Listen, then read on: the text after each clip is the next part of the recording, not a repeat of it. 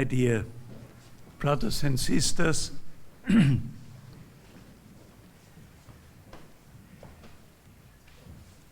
heart of the mother is the feast of today, the heart of the mother. Yesterday we have celebrated the heart of Jesus, Sacred Heart. Today, the mother's heart. There's an old pious tradition about the griefs of Mary, the 7 Septem Doloribus, the 7 sufferings of Our Lady. One is in the Gospel of today, the suffering of the mother and of Joseph, of course. Where is Jesus? Where is the child?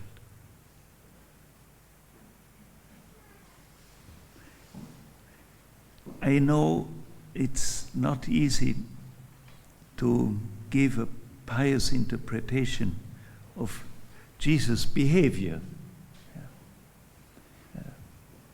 How could he let his parents in worry and anxiety for 3 days?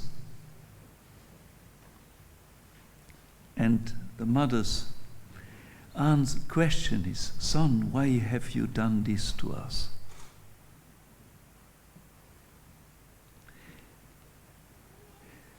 It is difficult to understand why Jesus behaved like that. It's not an example for the here present children. You should tell your parents where you are and where you go. Please do so. But Jesus has another head. And it must have been not only a great wonder, but a matter of, humanly speaking, suffering, when he said to her, to them, "Did you not know that I must be in my Father's house?" What a word she just had said.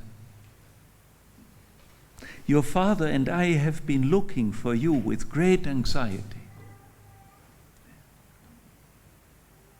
And then Jesus gives this answer.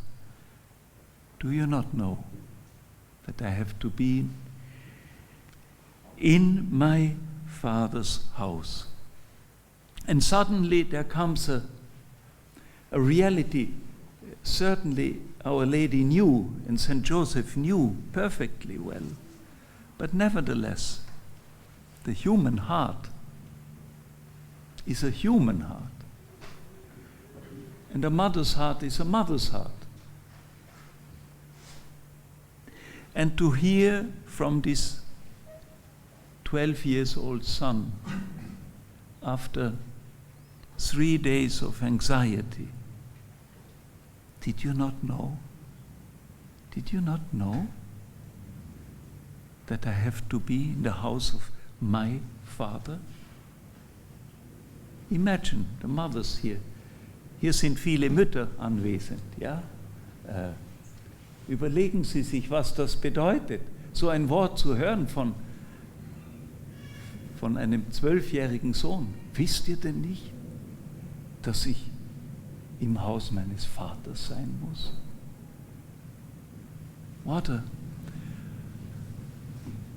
shock. And at the same time, what a revelation. It is the revelation. And Jesus gave this revelation first to Mary and Joseph, to his earthly mother and to his caring father. This is revelation. my Father. And that child that suddenly reveals to his parents that there is another reality in his life, and that he has to follow this other reality.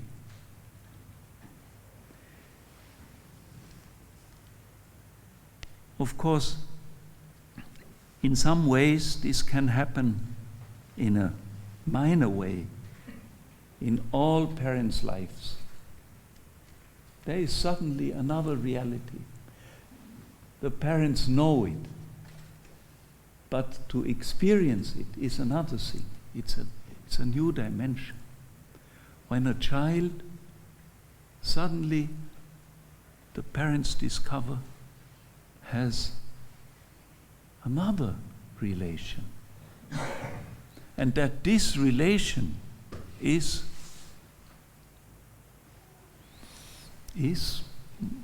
greater than the relation to the parents. It is the revelation that we are first children of God and then children of our parents. Pope Francis has a beautiful passage in Amoris Laetitia where he applies this revelation to the couple, to the married couple. And he speaks about the importance of this revelation, that in the midst of the best marital love and relation, there is this other dimension. And that the spouse, the husband, the wife do not belong to the other, but first belong to God. And Pope Francis says, with a word of Dietrich Bonhoeffer, that this may and even is and constitutes a certain disillusion about each other. A sane disillusion, because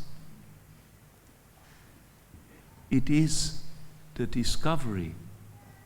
We all know, but we have to learn it nevertheless, to discover it, that the other first belongs to God. And that the other, in an eminent way, in the sacramental marriage, the other is the sacred ground of God's presence. And that the other has to take off the shoes when he enters that sacred ground. And this is true for the children. When a child suddenly begins to speak to the parents about his relation to God, then the parents discover the child is ours, but it's not only ours, it's first of all God's child. This is revelation. And of course, in the highest way, in the life of Jesus.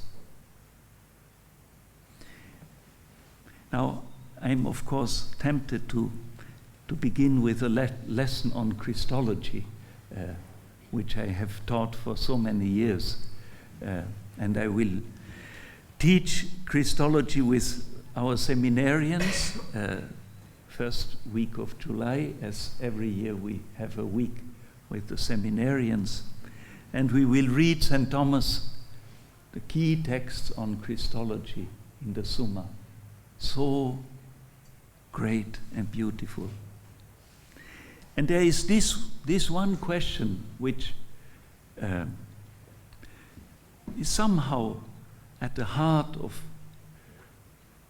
Christology, of the reflection, theological reflection on the mystery of Christ is these words in the gospel of today. Son, why have you done this to us? Your father and I have been looking for you. And Jesus, did you not know that I have to be in the house of my Father? And here we touch the mystery, the heart of the mystery of our faith. The mystery of Christ, true man and true God. Son of Mary and the Son of the living God. And of course, in our reflection in theology, we want to know, how does it work in Jesus' heart, in Jesus' mind, in Jesus' life? To be obedient to his parents and to be obedient to his Father. To have a human will and to have the divine will of the eternal Son of God. And how does this live together in Jesus' heart and mind? And that remembers me a word of an English theologian with British humor. It's not forbidden to be humorous in theology. He said, it is indeed ridiculous and irreverential to ask how one feels to be Son of God. Of course, we do not know how the 12-year-old Jesus can say, my Father, with that clarity and decision, and that he reveals to his parents that his life will be to follow the will of his Father in heaven. And at the same time, be a fully human child, a boy of 12 years. The approach of this mystery is told us at the end of the Gospel. He went down with them and came to Nazareth and was obedient to them. And his mother kept all these things in her heart.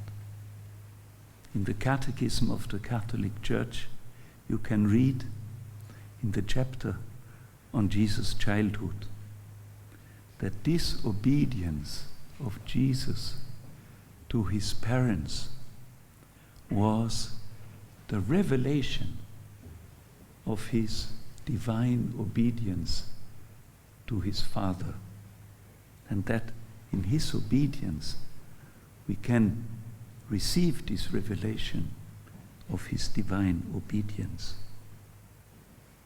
And with whom can we better meditate about that than with his mother? His mother, who was closest to him. Nobody was closer to him. And she meditated all these things in her heart. That's the program of theology. And I wish that in this blessed institute, the mother's heart is our model of doing theology.